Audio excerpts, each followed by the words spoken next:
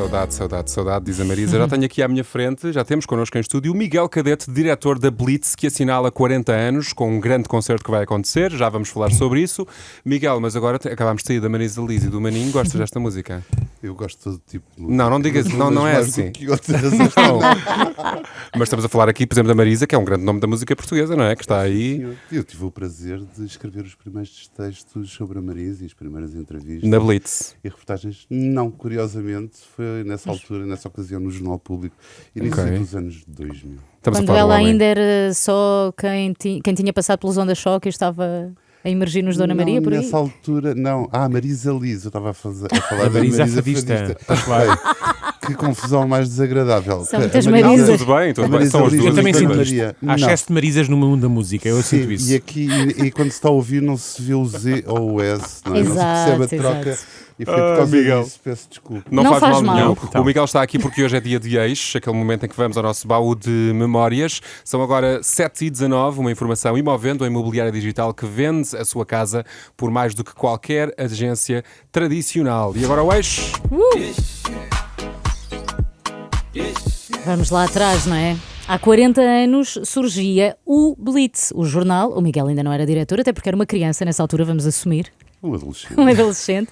Andava no 12º ano, já era. Já tinhas idade para ser diretor. Mas comprou logo a primeira edição, quero apostar.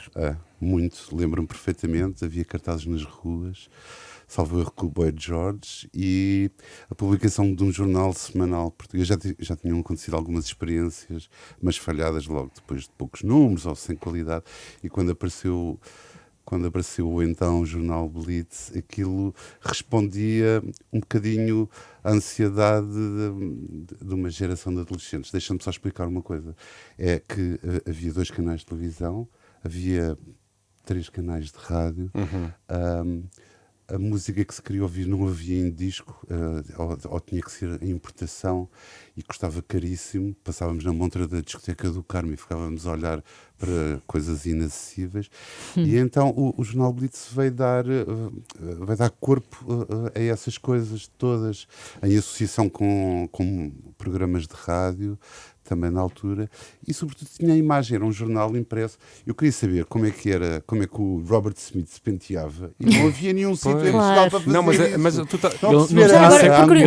Quanto é que custava o jornal?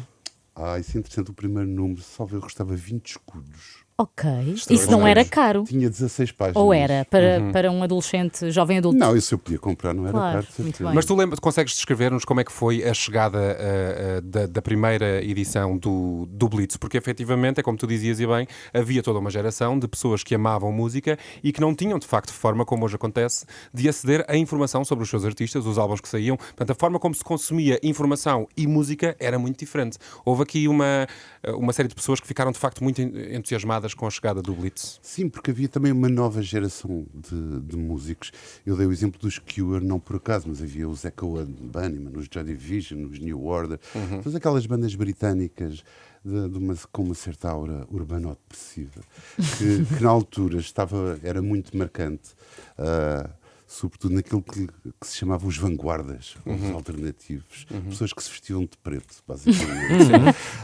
E essas pessoas não tinham onde ler, onde buscar informação sobre esses artistas. E correspondeu também, Miguel, a uma altura em que a música portuguesa também começava a tornar-se muito interessante. Era o que eu ia dizer a seguir. Nascem aqueles concursos do Rock Rendezvous, muito neste contexto que eu estava aqui a desenhar das cidades deprimidas e industriais do norte de Inglaterra, e passamos a ter o nosso movimento musical alternativo também. Até porque somos um país que acabou de sair da sua ditadura, não é? Que começa a abrir-se também para o mundo, mais um fator. E havia alguma ansiedade, até eu diria, com a adesão à CEE e com termos acesso a todas as outras coisas que os europeus já tinham acesso e já produziam. Portanto, foi uma altura muito importante.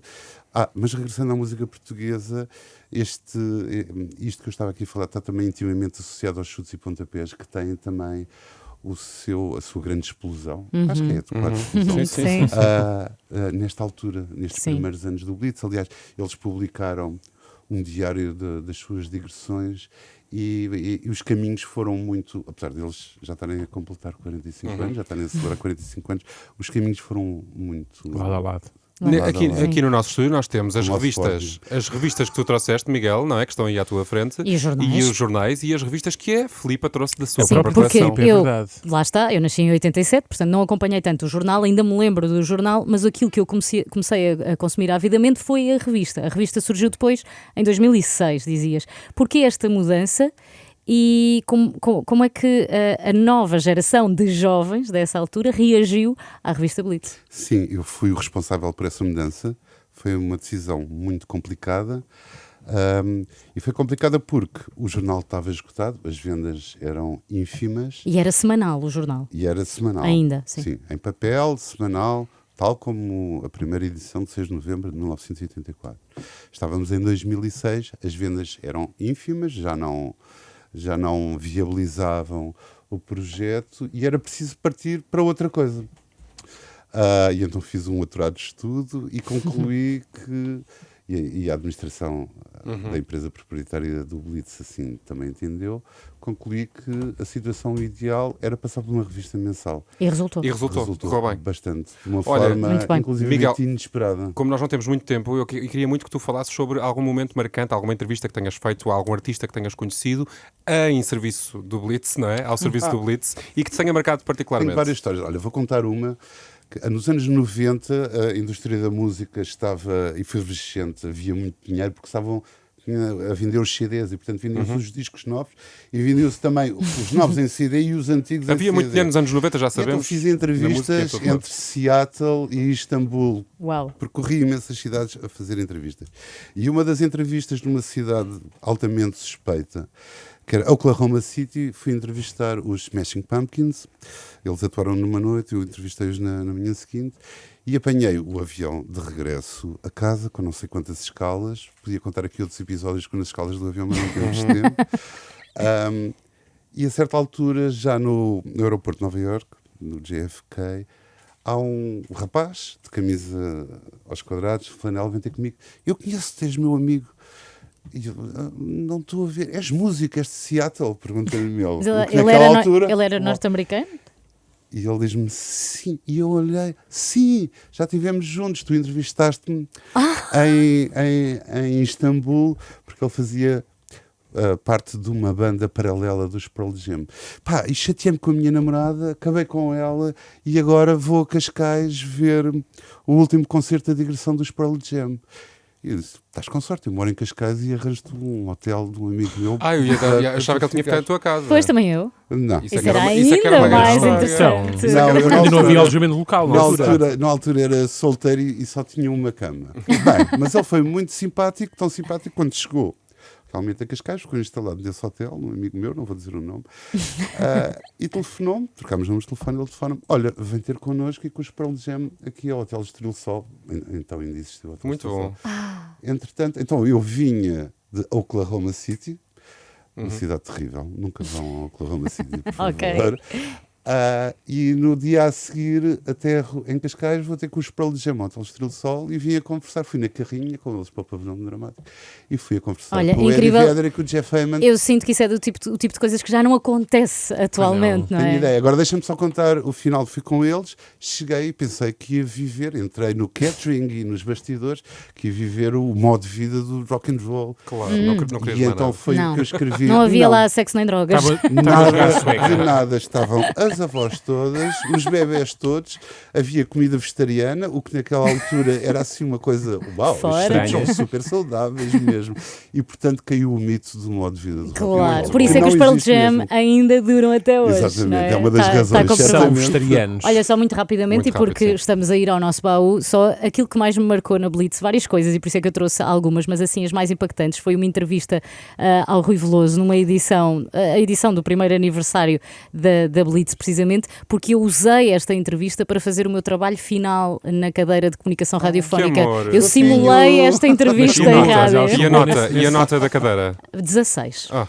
Depois, tá bem. também descobri que o meu cronista favorito, o Svengali, é nada mais nada menos que Rui Tavares, o atual Extraordinário. deputado da Assembleia da Portanto, como se República. vê, a Ordinário. Blitz é especialista em E a descobrir Filipa talentos, não só na música. A Filipa também inclusive no chegou a documentarial. escrever a Blitz. Escrevi. Então, Aqueles correios, exatamente, aqueles diz. mails. Não digas assim aqueles correios. Dá cá o texto, se Eram faz os favor, que eu vou ler não, aqui para as não pessoas. está Vá lá, assim. dá cá, dá cá. Vais lá, passa ao Renato. Eram aquelas cartas que se Cartas dos enviavam. leitores. As Eu vou cartas ler dos só o leitores. início, não vou ler a carta inteira, mas diz assim: eu devia ser das mais céticas em relação a este disco Chinese Democracy, que ora saía, ora não saía. A banda não era a original. O Axl Rose não tinha a mesma elasticidade vocal de outros tempos e a espera só fez com que quase esquecesse os Guns N' Roses. Não podia estar mais enganado. E depois segue-se uma crítica ao disco Chinese Democracy. Mas nota-se que estava extraordinária. chateada, estava indignada. Estava mais ou Não, menos. corta para hoje em dia. A Filipa Galrão, não sei se sabes, Miguel, é quase crítica musical. Não sou nada. Está a Não, tirar aqui um- já foi crítica. Não, musical, mas nesta carta está a dos tirar um leitores. curso, podes lhe dar emprego em breve no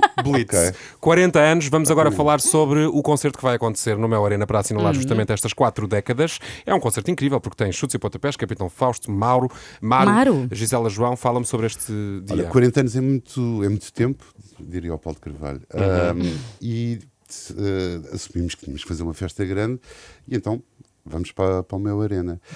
Mas como não queríamos que fosse um concerto ou uma sessão de concertos, convidámos 4 bandas ou 4 artistas de 4 gerações diferentes que vão apresentar espetáculos especiais e durante os quais existirão outros acontecimentos pelo meio que ainda não vamos Então é uma espécie de revelar. festival, mas é só um Ok. dia, não é? Mais Mas ou menos. diremos que isto não Mas é um é dia inteiro. uma mera sucessão de concertos, mas acontecerão várias outras coisas que estão relacionadas com algo que foi anunciado hoje também, que é uma revista especial que celebra os 40 Yes. Muito bom. anos do Blitz, e onde vamos eleger os 40 melhores discos portugueses destes 40 anos. Qual é o Incrível. o melhor disco português dos últimos 40 anos? Para Miguel, ti. é a Eu última não posso pergunta. Ele não pode, ele não pode. influenciar Por favor. o júri. Diz. O júri é constituído por 400 pessoas. Então não Eu vais não posso influenciar. influenciar o júri.